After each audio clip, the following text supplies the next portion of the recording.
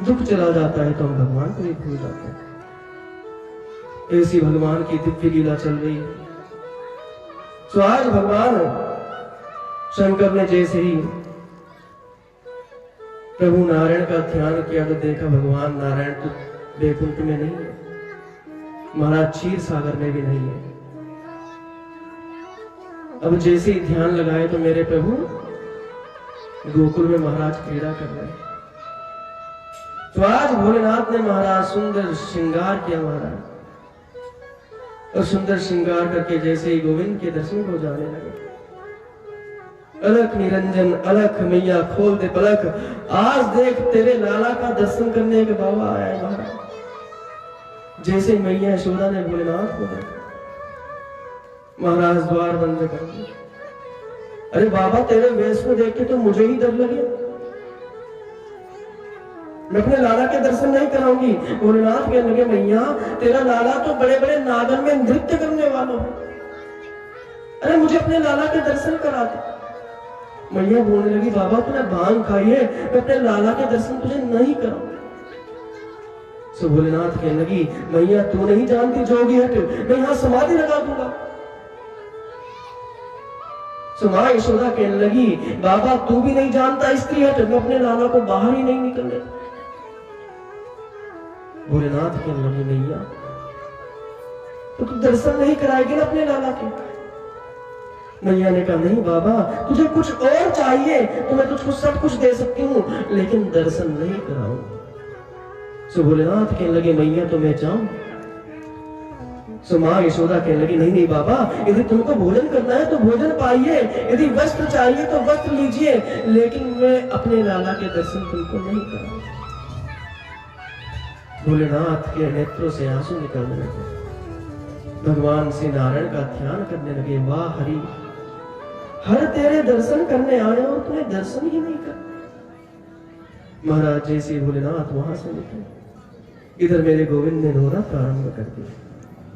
अब महाराज रोते जाए रोते जाए रोते जाए, मैया यशोदा चुप भी करा रही है लेकिन भगवान चुप नहीं हुए। महाराज जब चुप नहीं हुए सो माँ यशोदा ने सभी गोपियों को बुलाया और गोपियों से कहने लगी देवी देखो तो पता नहीं आज मेरे लाला को क्या हुआ, सुबह से रोता जा रहा है रोता जा रहा है। सभी गोपियां आई, मैया यशोदा से कहने लगी मैया जरूर तेरे लाला को तेरी नजर लग गई। सो माँ यशोदा कहने लगी नहीं नहीं गोपियों मेरी नजर कैसे लग सकती है। तो सभी गोपियां कहती हैं कि मैया तू ये बता आज तेरे द्वार में कौन कौन आए।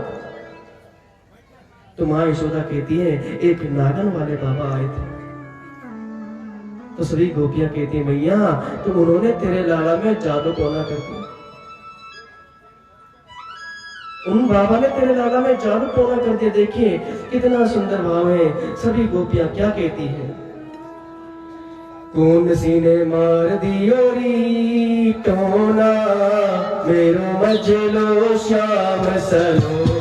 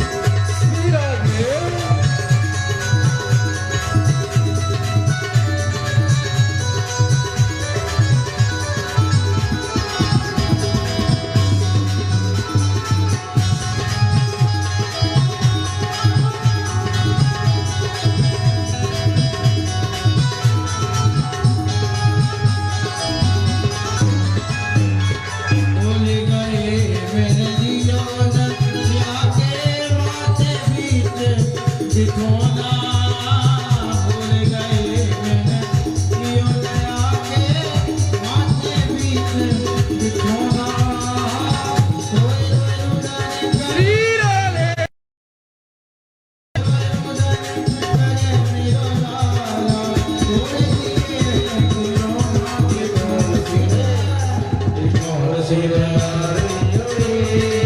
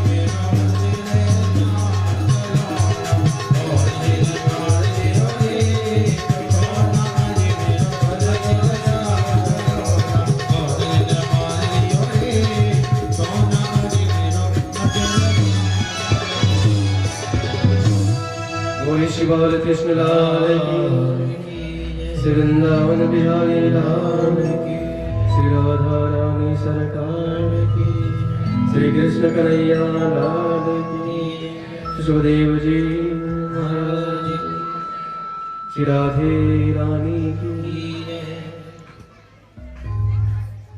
श्री बाल कृष्ण लाल की, श्रीमद् भागवत महापुराण की, श्री वृंदावन बिहारी लाल की, जय जय श्री राधे। आप लोगों को बस थोड़ा सा देखना होता, समझ जाते है ना? मतलब देखना ही पड़ेगा आपको। आप पहले ही तैयार नहीं रहोगे जयकारा के लिए। श्रीमद् भागवत महापुराण की महाराज जैसे सभी गोपियों ने कहा मैया उस बाबा ने तेरे लाला ने जादू तो ना कर दिया। अब माँ यशोदा सभी गोपियों को भोलेनाथ के पास कैसे पहुंचती है महाराज। इधर बाबा भोलेनाथ महाराज कदम के वृक्ष के नीचे बैठकर भगवान की ध्यान समाधि में बैठे। इधर जैसी सभी गोपियां आए और कहने लगी बाबा आपको मैया यशोदा ने बुलाया। सो भोलेनाथ कहने लगे देवियों में नहीं जा सकता क्योंकि तुम्हारी देवी यशोदा मुझे अपने लाला का दर्शन नहीं कराती। अब सभी गोपियां कहती कि चलो बाबा अब तुमको मैया यशोदा लाला के दर्शन कराएगी। अब महाराज जैसे ही भोलेनाथ सहज भाव से उठे महाराज और जैसे ही दर्शन करने गए तो जिस भूमि पर ध्यान समाधि लगाई थी आज भी वो भूमि वहां पर है और बड़ा सुंदर शिवलिंग है जहां भगवान ने आस लगाए। उस स्थान का नाम है आशेश्वर। बोलिए आशेश्वर महादेव की जय। कभी आप गोकुल में जाओगे तो आप दर्शन करोगे।